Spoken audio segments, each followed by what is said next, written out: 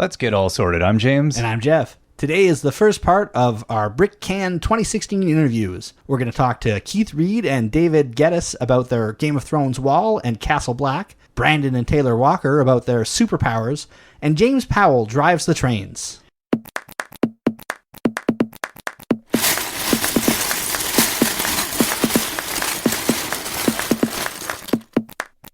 For show notes or photos for any of these builds, head over to breakingdads.com. breakingdads.com. breakingdads.com. First up, we're going to learn about how winter is coming. All right, this is Jeff at BrickCan 2016. I got the event and the year right, so I'm feeling very good right off. And I'm here with David Guedes, and I'm standing in front of the wall from Game of Thrones.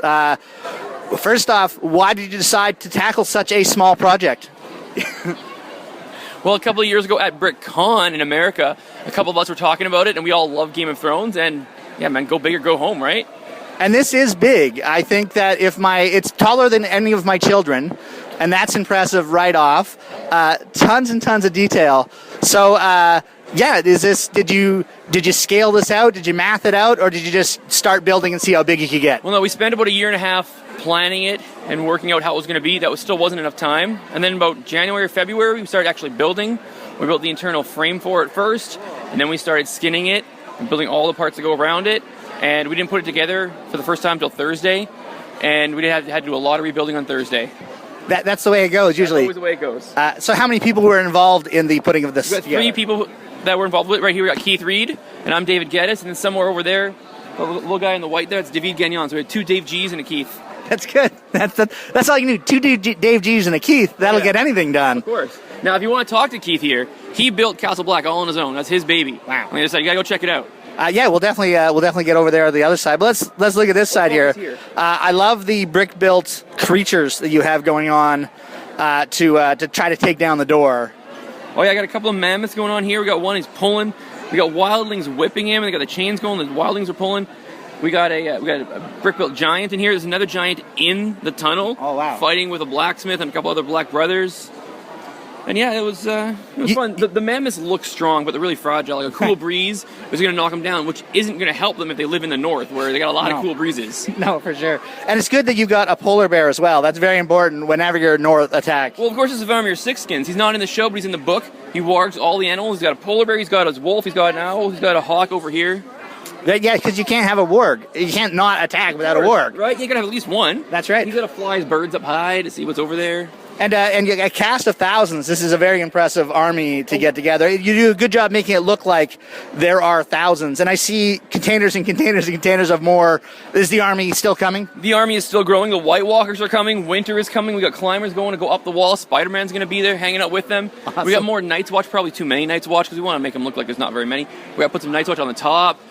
We got tons of Night's Watch and Thins. Tyrion. We got Tyrion going on there. We got Kevin Hinkle, the Lego brand community manager for North, South, and Central America. He's up on top of the wall, a little Easter egg. What else we got? If you want to see the top of the wall, right? First, you got to go down to the south side, see the south side of the wall, Castle Black, right? All Keith's beautiful hard work. Then, if you want to see the top of the wall, you can go up the stairs. You can go to the balcony right there and look down. You'll see the top of the wall, trench system, all detail up there. Excellent. Well, thank you very much. This is a beautiful side of the wall, and I'll go to the warmer side because I feel winter is coming. And Keith, he's warm. I'm going to go to the side we want to go to. That build is tremendous. Take a look at the photos and you'll get some sense of scale. It was just so tall. It really is impressive how quick it all came together as well. Here's Keith to tell us more. All right. Well, we've looked at the cold side of the wall, and now we're on the Castle Black side here with the man that apparently put Castle Black together. Yeah. It's your baby. This is Keith Reed. Yeah. So Castle Black was kind of the whole start to the project. At BrickCan 2 years ago, we were driving home, and I had this season 4 had just happened, and I'm like, we got to do this epic battle scene. And David Gagnon was in the car with me, and I started talking about my brainchild here of what I wanted to do. And he was just like, every more and more seconds that I talked about it, he was just like, yeah, we got to do this. We got to do this. We got to do this. We got home, stopped thinking about it. BrickCan got announced. I'm at school, and he comes to me and he's like, we got to do the wall. And I'm like, I'm at school. I got 9 months of school. Like, I cannot think about building Lego. I can't do this. 2 weeks later, I'm like, nope, we're doing it. We got to get in here. Let's go. He's like, perfect. I ordered all the white plate, and I'm like, all right, I'll get Castle Black done. We'll get it all worked out. David Guedes there, he jumped on board because he already had all of the main characters already built and everything, so he was on board. And when January rolled down and we knew it was crunch time, that's when we started going hard and almost going like every day building on this thing. So, yeah. Do you remember how many plates were in the white plate order? It looks, I'm going to guess, around 1 million. Does that sound right? No, it's not that much.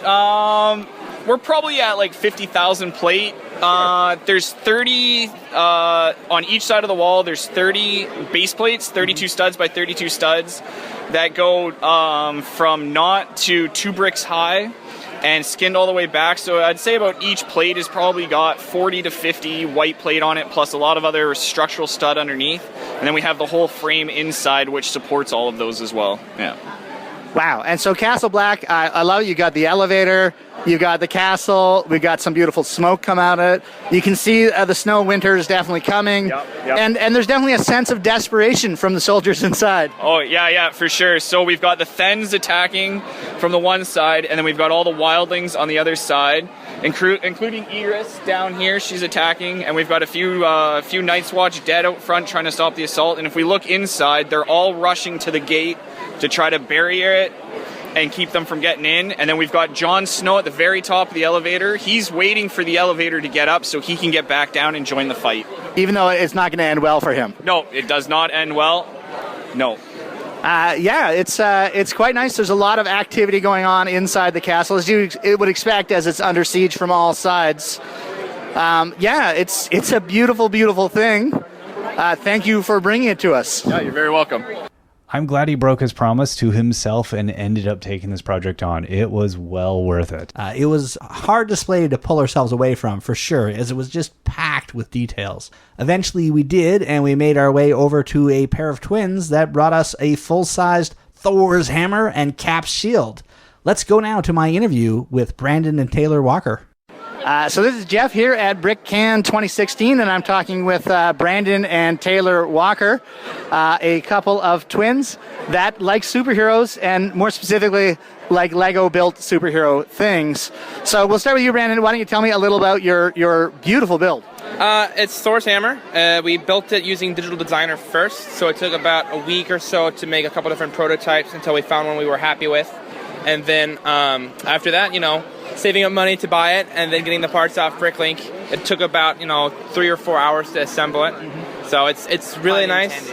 Yeah, exactly. It was a fun project. We were really optimistic that it would hold together with LDD, because sometimes that's a hard thing to tell whether the integrity of it will hold up.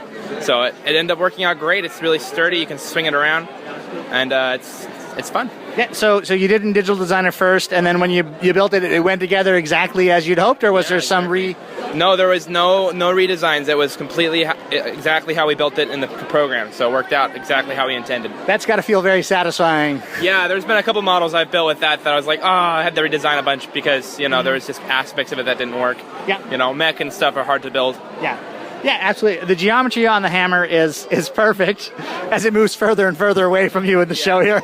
Yeah, no, the geometry of it, that's one of the reasons why we wanted to build the hammer, is because we had seen some other good hammer mocks online, but they never really tried to capture the angles of the bevels and some of the other aspects of it. So we were like, well, that's something we could build that hasn't been done over 1 million times, and it would be fun to do and bring around. So it's definitely a hit with the kids and adults. I noticed the adults keep giving it to the kids, but they want to hold it. Yeah, well, definitely. I've offered to let a lot of the adults hold it, and they're like, yeah, they don't want to ask because they're embarrassed, Well, I think they're afraid that the kid could pick it up and they're just not going to be worthy enough. And yeah, maybe.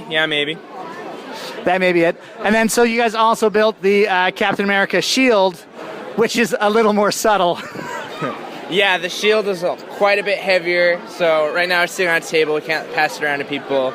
But much like the hammer, it was built in LDD first, and then built in real life, and I didn't have to go through any redesigns. It worked exactly the way we designed it to. You can carry it. There is straps on the back. Yeah, it has straps on the back so I can walk around with it, but it's not glued together or anything, so pieces on the edge sometimes fall off a little bit if I bump into tables and stuff. So it's a little bit harder to walk around with at the convention when it's very crowded. Yeah. But but at home you strapped it on and walked around. Yeah, and I wore it for Halloween too, and got a lot of people who are like, whoa. So yeah, it's lots of fun. It definitely looks like a satisfying build.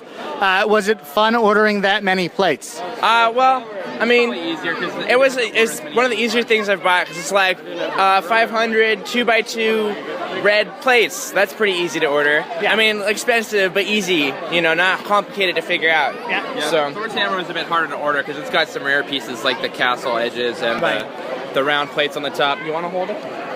And so putting this together straightforward, how long about did it take to get this all sorted? well, I got the last order of parts on Christmas Day, so it's kind of like, do I want to sit and build this, or do I want to like spend time with my family? So I think I could have built it maybe like straight, working on it for like 7 or 8 hours, but I kind of spread it out a little bit and took my time, so it ended up taking like 2 or 3 days. Don't you hate when family gets in the way of building? I know. I wish I could have just gone in my room and like secluded myself. But yeah. It's my Christmas too, you know. Yeah. Yeah. Well, they're beautiful. Thanks for bringing them. And you guys came up from Seattle up here. Yep. So what do you think of the first BrickCan so far? I think it's pretty awesome. There's a lot of people I've seen before and a lot of people I haven't met. It's been really cool to get to know everybody and to see all these awesome things that people have built. Yeah, for sure. It's a little bit smaller, but a little less chaotic, Yeah. I think, overall. I mean, there's still a lot of crowds. You know, it seems like it's being pretty successful. So Yeah, it's not bad. So hopefully we'll see you guys in the future. I know I'll be back down to Seattle, and hopefully this will be an annual thing, and you guys will be up here. yeah, hopefully, we certainly intend to come up here if we can. Absolutely. Well, thank you guys very much. No problem. Everyone that came by their table had a huge smile on their face. Plus, they let people hold the Lego hammer. What is not to like about that? Yeah, I saw them at BrickCan in Seattle, but I wasn't able to get anywhere near them as the crowds were just so deep. It's well worth the wait, though, if you get a chance to find out if you're worthy. I was not. But hopefully I'm worthy to introduce our next interview. You spoke with James Powell, who is running the trains and representing VicLug. This is Jeff at BrickCan 2016, and I'm talking with James Powell of VicLug. Hi. First off, is it nice to have a convention that you can just take the ferry over to?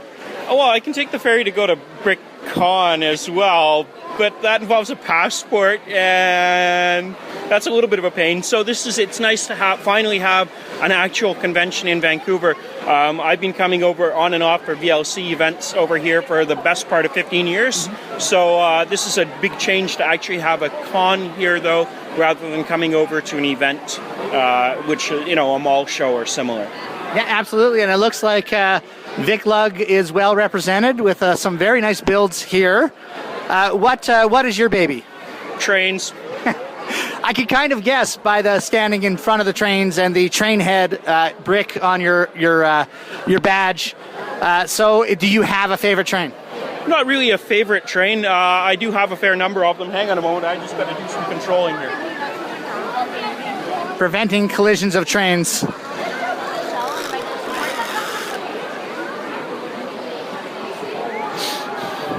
Okay, there we go. We'll get there. Yay, magnet power. In terms of a baby, really, actually, strangely enough, although I normally build trains, the only thing which I really wanted to enter is the large, tall, blue skyscraper or condo, which is kind of a new and novel thing. It's homage to Brad Hamilton in Datville. He designed something quite similar in about 98 or 99, and finally got the parts through various means and built it, and I'm really enjoying building it and doing an interior for it. So for a while you've been collecting those blue trans pieces, and finally you had the right number. Does that sound right? Yeah, they came through various means. I know that this isn't just adults who get to listen to this, so yeah, they came through various means, and it got, it's sort of a really fun build, and it's only been possible because of the alternate supply methods. Excellent. I think it sounds very nefarious when you say it that way. I picture men in long jackets and dark hats and sunglasses going around. Is that fairly accurate? Probably, although they might just be Danes in suits and ties. You never know. You never know. I'm going to go with the black hat method. I like that in my own mind. There are some very impressive models here. The SkyTrain is a very lovely representation of transit we're familiar with out here. Not my work at all. I don't get to take credit for it. A fairly young builder from VLC named William. I'm not sure what his last name is, but really nicely done, really nicely lit up. He's put an awful lot of work into what I believe is his first mock, and it's certainly his first con. So derailment. Okay. It's my fault. It's my fault. Yeah. Well, you know.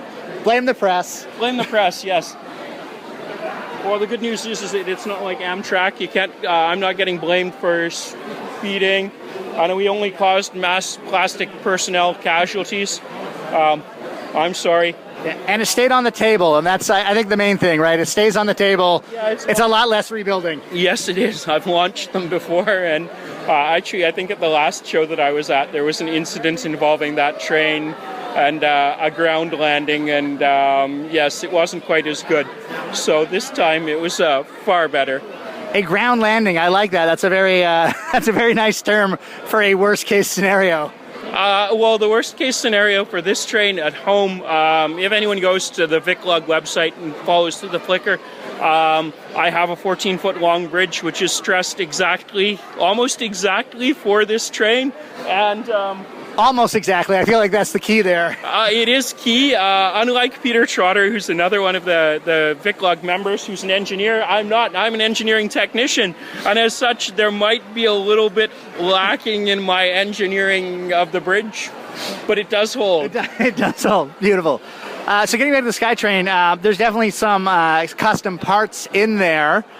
Is there a big purist versus customizers friction within the VicLug, or is it all welcome everybody? We're very welcoming. I'm probably one of the least pure individuals in that I do definitely cut and shut for the trains and for lighting are the big two things which I will cut and shut for. I still don't favor the use of large amounts of craggle, but there is some which gets used in order particularly to make things structurally sound when you're trying to do wiring and exhibition stuff. I've had stuff which has been together for an awful long time. The wiring side of it, it tends to mean then that I customize a fair amount for that. Right. Absolutely. It's some beautiful buildings here as well as the trains. This is the first city I've seen with a red light district, so that's good to know. It's not the first city I've seen with a red light district. The first one which I attended with a red light district was, as one of my badges says, BC before Con. In 1998, when we were in the Seattle Center in the upstairs with PNLTC, there was a red light district there. It was a little bit older. It was a little bit more Western. You might ask the gentleman at the end with the long beard.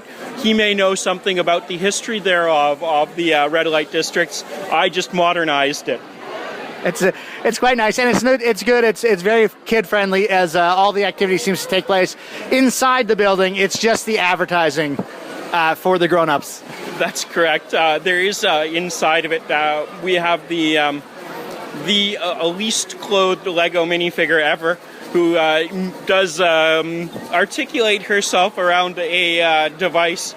Again, that's part and parcel of the train sort of it, but I won't be removing the lid while there are children present. That's good. I imagine she's good friends with the yellow classic spaceman. Is that fair to say? Absolutely good friends with the yellow classic spaceman or other people similarly, involved. It's kind of a shady part of town, as you can imagine. There's some wheeling and dealing going on. Well, that's what happens when you're right underneath the SkyTrain. Yes. Yeah. Yes. Having been to Vancouver, having effectively lived here for a couple of months, there's a couple of areas which are a little bit shady in Vancouver. Well, it's good to see everything represented. Thank you very much for your time, and please no ground landings with the trains today. I'll try not to have any ground landings with the trains today. It does occasionally happen, and that's about all we can do is to try to avoid that. And hopefully everybody who shows up today enjoys seeing the work that everyone, it's not just me at all, have put into making this Canada's second con and the first one on the West Coast. So the one with the best weather. Most definitely. And that's from somebody who lived in Toronto for years and years and years. Well, thank you very much. Thank you. As a Vancouver Transit user, I really love the SkyTrain they built, which is our above-ground mass transit system. There wasn't even any service delays. The one thing that my city is missing is a train. Hey, James, you should really buy me one. Can't do, man. I'm saving for a pink and lavender rocket ship like the ones Dorothy Whitman is going to tell us about next week. We also head to the amusement park with Alfredo Cruz and back to the Smurf Village with Lee Jones. If you have any comments, click on the link in the show notes to go to the page for this episode, or visit me on Twitter. I'm @StillSorting. Until next time, I've been James. And I'm still Jeff.